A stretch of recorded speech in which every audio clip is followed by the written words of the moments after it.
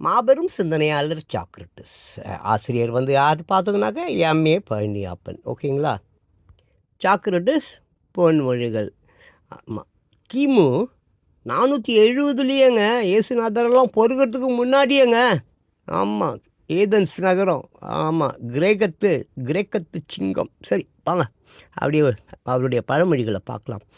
வீரம் இல்லாத ஒழுக்கம் ஒருவனை கோழையாக்கிவிடும். ஒழுக்கம் இல்லாத வீரம் ஒருவனை முரடன் ஆக்கிவிடும். ஓகேங்களா? அப்புறம் ஆன்மாவுக்கு சிறப்பு சேர்ப்பவை அழகும் அடக்கமும் ஆகும். புரியுதுங்களா? ஆன்மாவுக்கு சிறப்பு சேர்ப்பது எது? அழகும் அடக்கமும் தாங்க.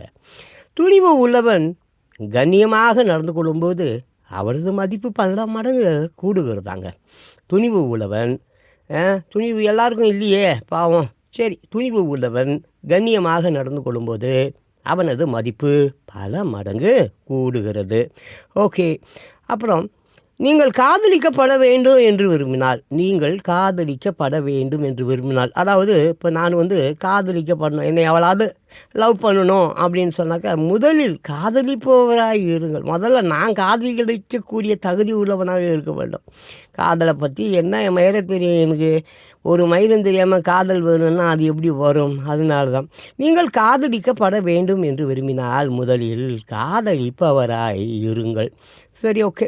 அப்புறம் உடல் அழகுக்காக காதலிப்பவர்கள் பண்புகளை பற்றி கவலைப்படுவதில்லை. அது சரி, அது உண்மைதான். உடல் அழகுக்காக காதலிப்பவர்கள் பண்புகளை பற்றி கவலைப்படுவதில்லை. அது சரி, அது உண்மைதாங்க. இன்றைக்கி காலத்தில் பார்த்தீங்கன்னா, குஷ்டரோகியாக இருந்தாலும் அவன் எவ்வளோ பெரிய உலக அழகியாக இருந்தாலும் குஷ்டரோகிக்கிட்ட கோடிக்கணக்கில் லட்சக்கணக்கில் பணம் இருக்குனாக்க, வா மச்சான் வா, வண்ணாரப்பட்ட ஊத்திக்கலாம் கேட்டு அப்படி தான் இருக்குது. பெரிய பெரிய உலகாளிகளாம் குஷ்டரோகி, கை இல்லாதவன் கால் இல்லாதவன், ஆமாம், டெஸ்லா காரு வாங்கி கொடுக்குறான்னா ஓடி போடுறான். அதுதான் இன்றைய காதல்.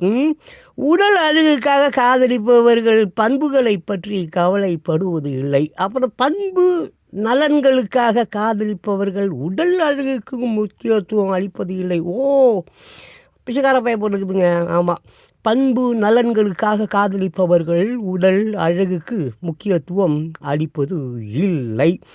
ஓகே ஓகே ஓகே ஓகே அப்புறம் உணவை கொண்டு உடலையும் அறிவை கொண்டு ஆத்மாவையும் திருப்தி அடைய செய்யுங்கள்.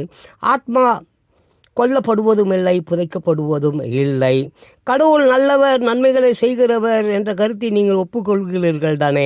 அப்படியா? நீ எல்லாவற்றிற்கும் கடவுள் கர்த்தா அல்லர் என்பதையும் நீங்கள் ஒப்புக்கொள்ளத்தான் வேண்டும்.